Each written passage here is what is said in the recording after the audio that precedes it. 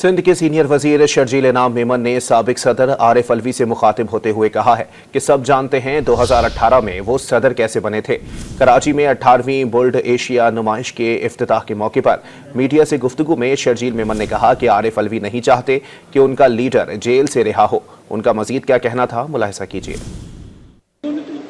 आरिफ अलवी साहब से पूछें कि आप इक़्तिदार में खुद कैसे आए थे और आप सदर किस तरह बने थे 2018 में।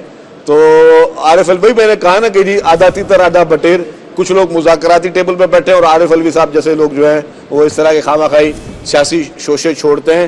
वो क्योंकि वो चाहते ही है ना कि उनका लीडर जेल में रहे, मुज़ाकरात ना हो तो कि उनका लीडर जेल में रहे और पीछे वो अपने मजे करते रहे, उनकी दुकान चमकती रहे। आरिफ अलवी साहब, आप खुद जो है आपको ऐसा माहौल पैदा करना चाहिए कि आप अपने लीडर की रिहाई के लिए कोशिशें करें। सिंध के सीनियर वजीर शर्जील इनाम मेमन ने साबिक सदर आरिफ अलवी से मुखातिब होते हुए कहा है कि सब जानते हैं 2018 में वो सदर कैसे बने थे।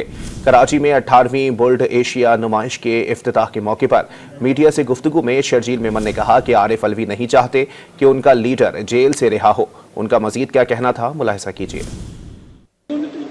आरिफ अलवी साहब से पूछें कि आप इक़्तिदार में खुद कैसे आए थे और आप सदर किस तरह बने थे 2018 में। तो आरिफ अलवी, मैंने कहा ना कि जी आधा तीतर आधा बटेर, कुछ लोग मुज़ाकराती टेबल पर बैठे हैं और आरिफ अलवी साहब जैसे लोग जो हैं वो इस तरह के खामाखाई सियासी शोशे छोड़ते हैं। वो क्योंकि वो चाहते ही है ना कि उनका लीडर जेल में रहे, मुज़ाकरात ना हो तो कि उनका लीडर जेल में रहे और पीछे वो अपने मजे करते रहे, उनकी दुकान चमकती रहे।